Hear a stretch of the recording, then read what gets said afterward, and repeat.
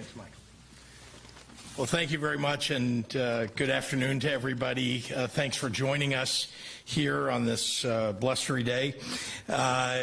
We've gathered here today because tonight Republican primary voters will, for the very first time in this election cycle, choose who they want to be the Republican nominee for president. Yet, if we're all being honest about it, there is no difference between the Republican candidates in this field when it comes to what it means for working families and for all Americans who want a better life for themselves and for their communities. Tonight's contest is simply a question of whether you like your MAGA Trump agenda wrapped in the original packaging or with high heels or with lifts in their boots. Instead, the real decision will be made in the general election, where the stakes couldn't be higher. Earlier this month, Joe Biden delivered a speech where he made the contrast very clear. The 2024 presidential election is one of the most critical contests this country will ever face. The anti-freedom, anti-democracy ideas that Donald Trump's party stands for are the same whether it's him or his mini-me's spewing it. It's not just casual rhetoric that they're throwing out there. It's a dark picture of the America they want to see realized. Here we stand on Martin Luther King Jr. Day, and this field of candidates is espousing Adolf Hitler's ideas, denying that the Civil War was about slavery, or demonizing and discounting the rights of large groups of Americans. All of these Republican candidates are singing the same terrible song. Does any of that mean a better future for our country? It doesn't take much to see that someone who brags about their role in ripping away freedoms from millions of American women will do even more damage if given the chance. And it doesn't take much to see that someone who's committed crimes, who can only whine about how he's been wronged, is going to do not much to protect or stand up for your family. But that's Trump's MAGA agenda. It's a plan to rip away freedoms, undermine our democracy, and scratch the backs of the most powerful while turning their backs on the working families of our country. In stark contrast, we've got President Joe Biden and Vice President Kamala Harris. No president running for re-election in modern history has had a stronger record of job creation, making sure workers earn a good living, and doing it in a bipartisan way than Joe Biden. While Trump spent his time in office golfing, Biden is rebuilding our roads and bridges and airports, bringing manufacturing jobs back to this country, and making our nation energy independent, more so than ever before. While Trump is promising to repeal the Affordable Care Act, Biden capped insulin prices at $35 and forced pharmaceutical companies to lower the cost of prescription drugs. While Trump cozied up to the NRA, Biden passed the first major gun safety legislation in decades. While Trump brags about overturning Roe, Biden is fighting for reproductive rights, vowing to block the Republican national abortion ban. And while Trump plots how to use the Oval Office to seek revenge on his political enemies, Joe Biden is working across the aisle and laying out the goals for his next term: growing our economy, protecting women's reproductive freedom, raising wages for American workers. That's what voters care about, and that's what voters want for this country. The American people have a very clear choice this coming November. No matter which version of the Trump MAGA agenda wins tonight, original, heels, or boots, the platform they are fighting for will cause irreparable harm to this country. The American people came together to reject this MAGA extremism in 2018, in 2020, in 2022, again in 2023, and they'll do it yet again in 2024. So it's now my pleasure to hand it over to Senator Tina Smith, a champion for Minnesota families, for American families, who is working tirelessly to protect our personal freedoms and fight back against extremism. Tina. Excuse me. Thank you so much, Governor. Thank you all for being here today, and thank you for reminding us exactly what is at stake this November. And thank you, Jeff, as well, for being here. So welcome to the Midwest. I drove down from Minneapolis earlier this morning where my thermometer registered minus 58. Now, it was not minus 58 in Minneapolis. I think that was just my thermometer saying it had had it. So we're glad you're all here. Tonight, the Republican candidates for president will face their first real contest. But regardless of who wins and regardless of who comes in second, we know one thing for sure. Every one of these extremist candidates is attacking women's freedom to make their own decisions about abortion. These extreme Republican candidates want a national ban on abortion, and that is what they will try to do if given the chance. Here are the facts. All of these candidates for president celebrated the overturning of Roe. Roe was overturned because Donald Trump and the judges he put on the United States Supreme Court did that. And just last week, Donald Trump bragged about that, saying, and I quote, "I did it and I am proud to have done it."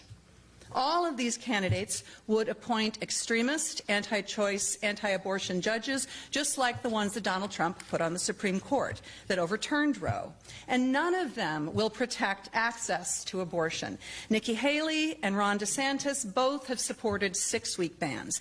Ask any of them if they would commit to vetoing a national ban on abortion, and it will be crystal clear where they stand. The reality is that none of these candidates trust women to make their own decisions about abortion because they believe that they know better. And that is why we cannot trust them to be president. You know, long before I was a United States Senator, I worked at Planned Parenthood. And in that job, every single day, I watched women walk through the doors of our clinic ready to make the best decisions for themselves and their families. And they did not need Donald Trump or Ron DeSantis or Nikki Haley or anyone in the examination room with them, telling them what they should do as they made these very personal decisions.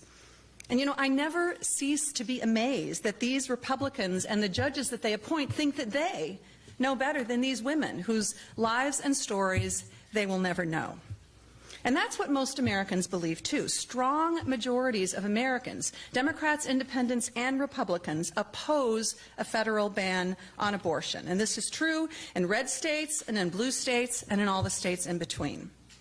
Since Roe was overturned, we have seen a catastrophic impact on women and their health in states where abortion has been banned. 25 million women live in these states today. People have been forced to leave their homes to get the health care that they need. Women's lives have been put at terrible risk because they can't get access to life-saving emergency care. And doctors and even spouses have been threatened with prosecution for helping their patients or the people that they love. This is the chaos that has been created by these Republican bans on abortion at the state level. And this is what all these Republican candidates want to see happen nationally. Because, I mean, make no mistake, a national ban on abortion would take away the rights of all women, even those living in states where laws have been passed to protect those rights. No one would be safe. If you live in a state that has passed laws protecting reproductive freedom, like Ohio or Montana or Pennsylvania or Nevada, those state protections will be trumped by a federal abortion ban. So this matters to everyone. Americans believe in freedom. We believe in people's rights to make their own decisions without politicians mucking around in their private lives. And they definitely don't want MAGA Republicans and the judges that they appoint telling them what they can and cannot do with their own bodies. This has been true, and this is why every single time abortion has been on the ballot since Donald Trump's Supreme Court overturned Roe, every single time Americans have voted for reproductive freedom. In Ohio and Kansas and Montana and Michigan and Wisconsin and in multiple other states, the story is the same. So, over the past year, these extreme MAGA candidates for president have told us what they plan to do, and we should believe them. And then we need to vote, and we need to organize so that our voices and our values are heard on Election Day. President Biden and Vice President Harris will protect women's freedoms to make their own decisions about their own lives. And all of these Republican candidates for president will take that freedom away if given a chance. We cannot give them the chance. Thank you very much, and I am glad to be able to introduce to you the intrepid and inimitable Jeffrey Katzenberg. Thank you, Senator. Thank you, Governor. Thank you, Senator. As Governor Pritzker and Senator Smith just laid out, the stakes of this campaign couldn't be higher.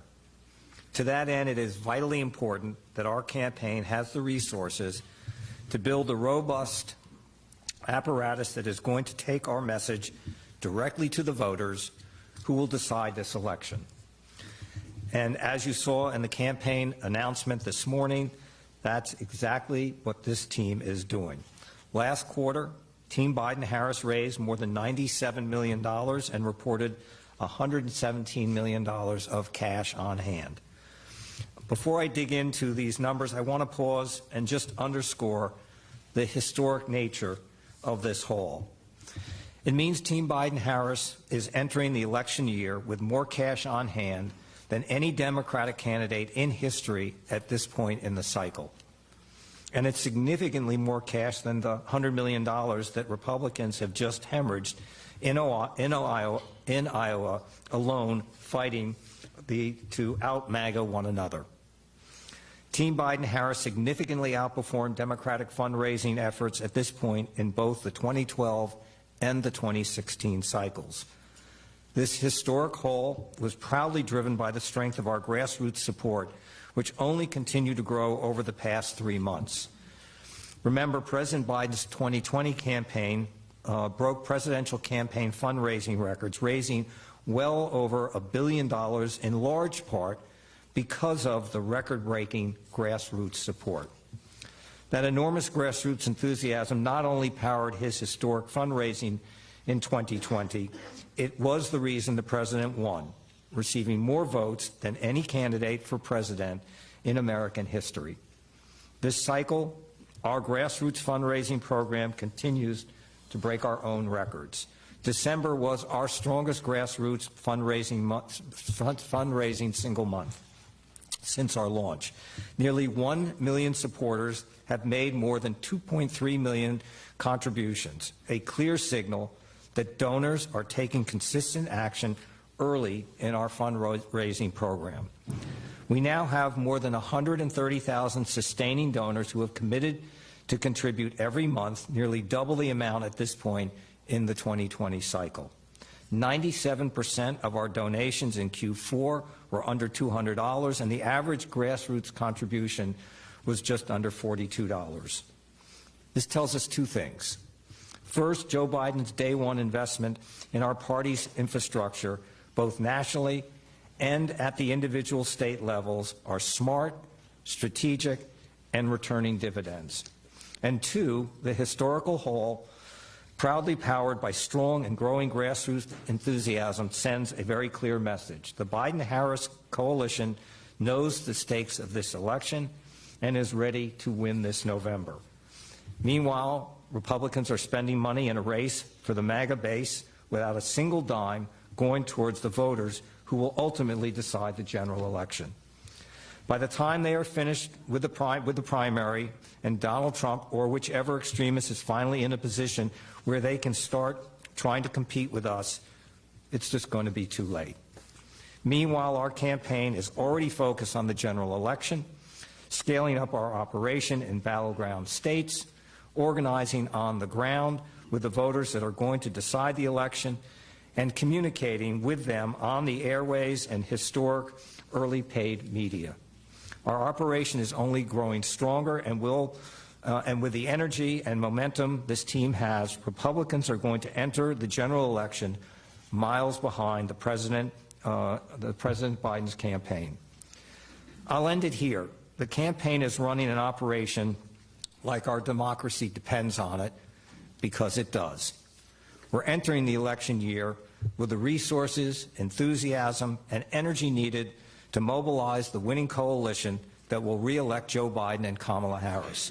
And with that, I'll turn it back over to Michael, who will open it up for questions. All right. With that, we'll take any questions if folks have them. Governor Pritzker, is President Biden anticipating a rematch with Donald Trump, and is that who he thinks is the best position to beat in 2024? He's ready for any one of them, just to be clear.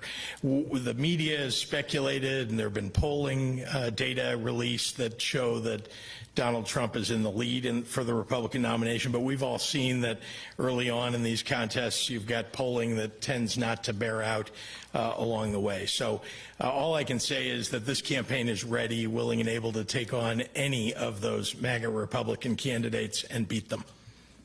Can you address Biden's current low approval numbers of 33%? And I have a follow-up.